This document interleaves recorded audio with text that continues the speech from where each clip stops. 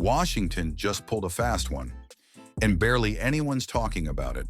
Buried inside the 2025 budget is a huge change to student loans that could completely rewrite what you pay every single month. Not a tiny tweak, a shift big enough to mean the difference between saving hundreds a year or being stuck with debt that never seems to go away. Most borrowers don't even realize this happened. You won't see it on the evening news and your servicer isn't rushing to explain it. But if you've got federal loans, or you know someone who does, you can't afford to ignore this. So here's the deal. I'm going to break down what changed, who it hits hardest, and why this little-known rule could change your financial future way more than you think. Stick around.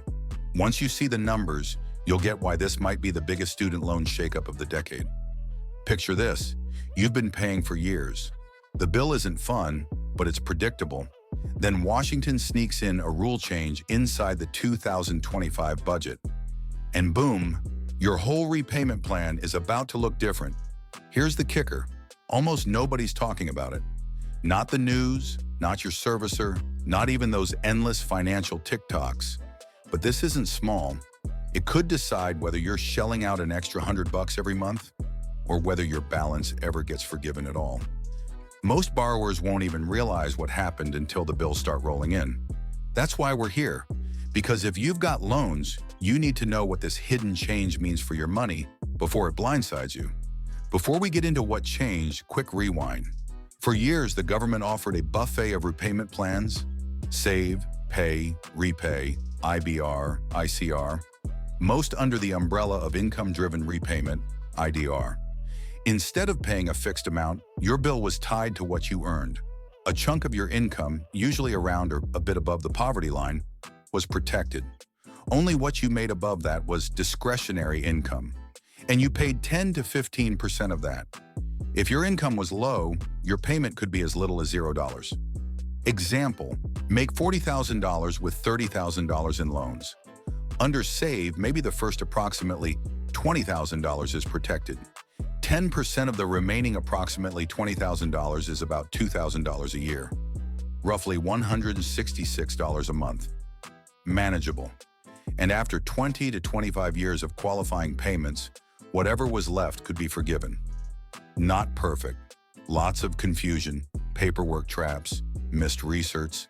But there were lifelines, $0 payments when broke, and forgiveness in 2 decades, not 3.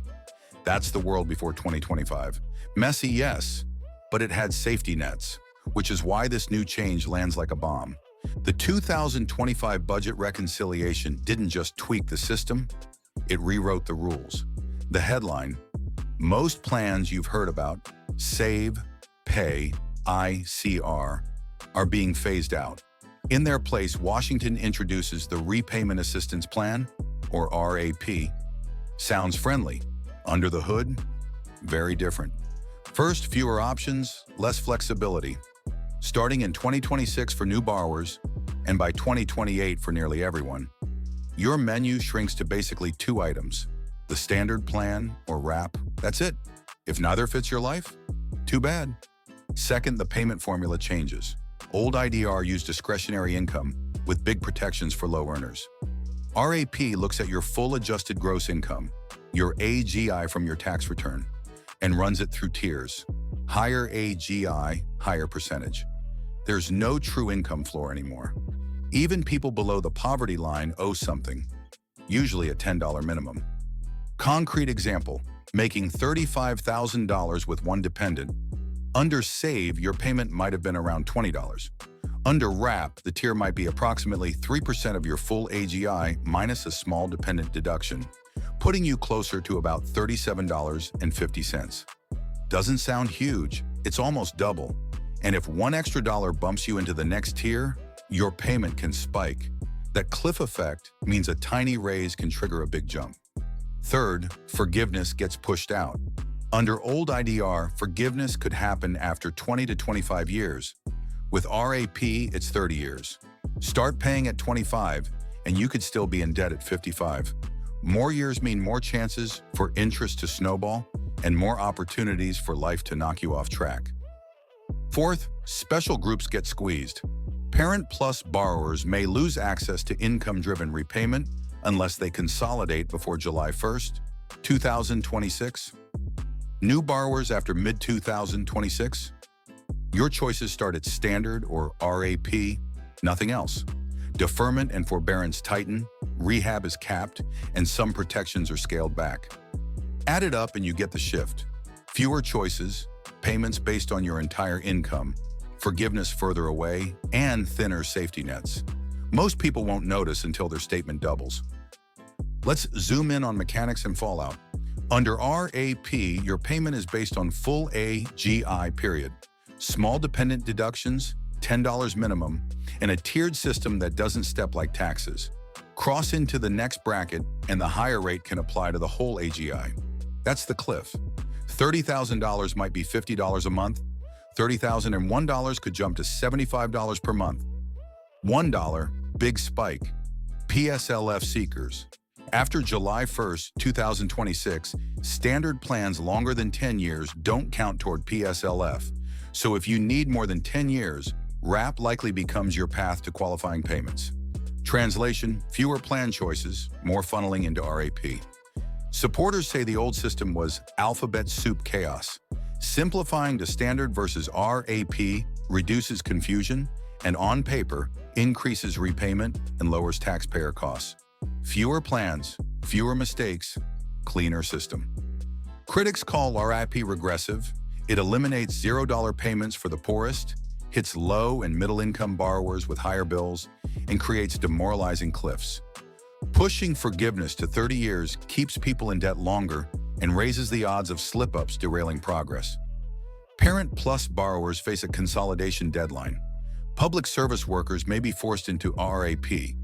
Default risk could rise as payments climb at the bottom while safety nets shrink. And the transition itself, millions of accounts shifting formulas, is a recipe for errors. So what do? You're not powerless. Here's a quick checklist. Step 1. Update your info. Log in at your servicer or studentaid.gov. Fix your email, phone, address. You need to receive notices. Step 2. Run the numbers. Use the student loan simulator or a trusted calculator. Enter income, dependence, debt. Compare current payments to RAP estimates. Step 3. Watch deadlines, especially for Parent Plus. If that's you, consider consolidating before July 1st, 2026 to preserve access to income-driven options. Step 4. Borrowing after July 2026? Understand you'll basically get standard or RAP. If you can, borrow less and plan for stricter rules. Step 5. Adjust your budget now. If the simulator shows a higher payment, start setting aside that extra $50 to $100 monthly so the jump doesn't crush you. Step 6. Stay informed. The law passed, but the Department of Education still has to write the fine print. Drafts, comment periods, final rules. Those details decide how RAP really works. Step 7. Get help if needed. Mixed loans, PSLF, edge cases. Talk to a nonprofit counselor or expert. 1 hour now can save thousands later. What to watch next? Rulemaking. DOE will set exact formulas, brackets, recertification rules, and transition steps.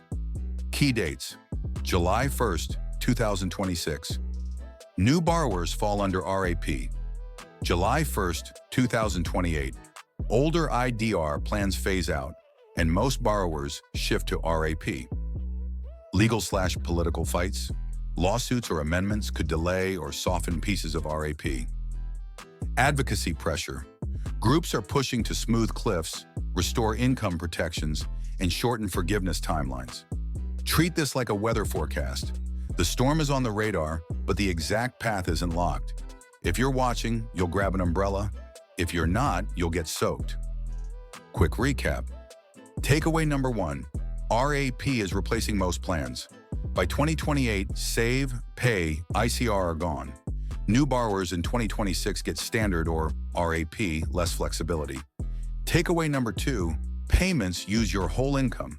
No more big protective buffer. For many low and middle income borrowers, payments rise and zero payments mostly disappear. Takeaway number 3, forgiveness moves to 30 years. That's an extra decade in the system, more interest exposure, more chances for life to interfere. Takeaway number 4, risks are higher. Cliff effects can spike payments with tiny raises. Parent Plus needs timely consolidation. Deferment/rehab protections are thinner. Takeaway number 5, act early. Update info, simulate your payment, consolidate if needed, practice the higher bill, and pay attention to DOE updates. Bottom line, the student loan system you thought you knew is changing, not in small ways. RAP means higher payments for many, forgiveness further away, and fewer protections if life hits hard. But you don't have to get blindsided. Prepare now, know your numbers, and stay on top of the rules. If this breakdown gave you clarity, do me a favor. Like, subscribe, and turn on notifications. More no-nonsense guides are coming to help you make smarter money moves.